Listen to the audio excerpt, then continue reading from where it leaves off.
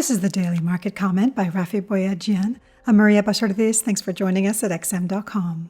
Widespread relief in financial markets that President Trump stopped short of announcing damaging sanctions on China buoyed risk assets on the first trading day of June. While the U.S. is still planning on stripping Hong Kong of its special status, Trump's announcement on Friday was short on details, leading investors to believe that any future action will be measured and proportionate.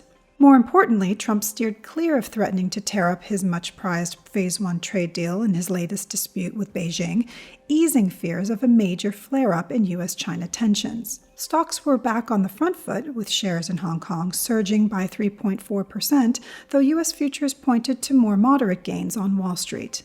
In the FX world, the dollar and yen slipped as risk appetite recovered from Friday's blip. The dollar index slumped to a fresh 2.5-month low as the euro and pound extended their rebounds. But the biggest gainer on Monday was the Australian dollar, which surged to a near 4-month high on the back of the ebb in Sino-US frictions and on expectations the RBA will keep policy steady at its meeting on Tuesday. But as markets cheer Trump's muted response to China's tightening grip over the autonomous territory of Hong Kong, investors may be underestimating the likelihood of more severe measures in the future.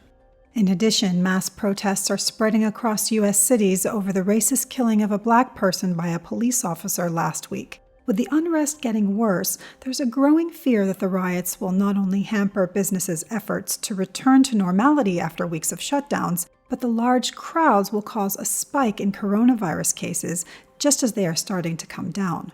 All this kept gold in demand despite the broader risk-on mood in the markets. Also defying gravity on Monday was the pound, which added 0.6% against the greenback, even as the latest round of Brexit talks that are due to start tomorrow appear to be headed nowhere. The euro has been enjoying its own stimulus boost, as the European Central Bank is expected to increase its pandemic emergency purchase program when it meets on Thursday.